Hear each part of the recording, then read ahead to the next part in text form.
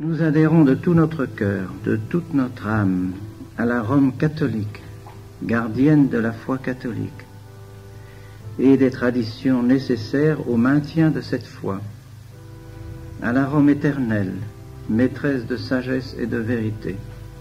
Nous refusons par contre, et nous avons toujours refusé, de suivre la Rome de tendance néo-moderniste, néo-protestante, qui s'est manifestée clairement dans le Concile Vatican II, et après le Concile dans toutes les réformes qui en sont issues. Toutes ces réformes, en effet, ont contribué ou contribuent encore à la démolition de l'Église, à la ruine du sacerdoce, à l'anéantissement du sacrifice et des sacrements, à la disparition de la vie religieuse, à un enseignement naturaliste et théardien dans les universités et les séminaires, la catéchèse, enseignement issu du libéralisme et du protestantisme, condamné maintes fois par le magistère solennel de l'Église. Aucune autorité, même la plus élevée dans la hiérarchie, ne peut nous contraindre à abandonner ou à diminuer notre foi catholique, clairement exprimée et professée par le magistère de l'Église pendant 19 siècles. C'est pourquoi, sans aucune rébellion, aucune amertume, aucun ressentiment, nous poursuivons notre œuvre de formation sacerdotale sous l'étoile du magistère de toujours, persuadés que nous ne pouvons rendre un plus grand service à la Sainte Église catholique, au souverain pontife et aux générations futures.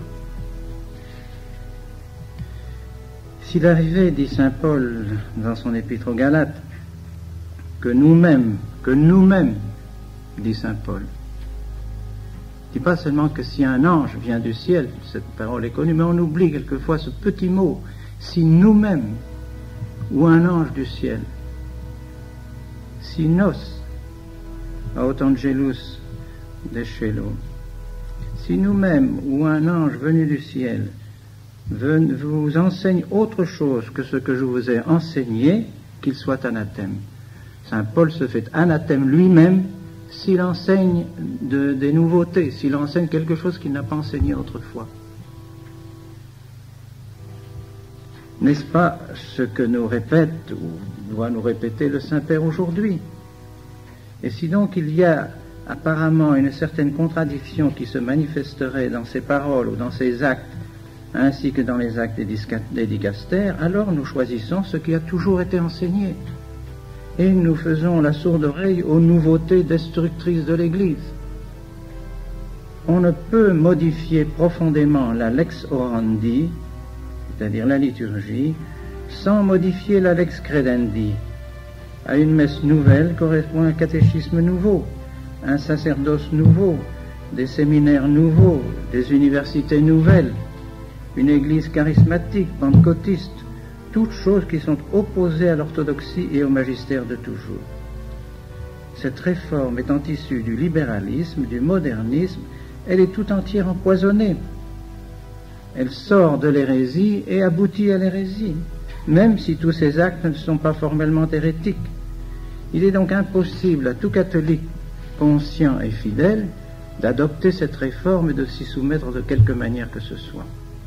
La seule attitude de fidélité et de salut et de fidélité à la doctrine catholique est le refus catégorique d'acceptation de cette réforme.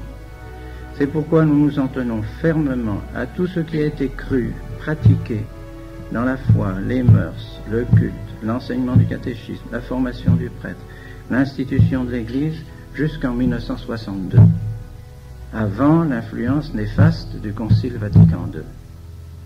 Ce faisant, avec la grâce de Dieu, le secours de la Vierge Marie, de Saint Joseph, de Saint Pidis, nous sommes convaincus de demeurer fidèles à l'Église catholique et romaine, à tous les successeurs de Pierre, et d'être les fidèles dispensateurs des mystères de notre Seigneur Jésus-Christ, in Spiritu Sancto.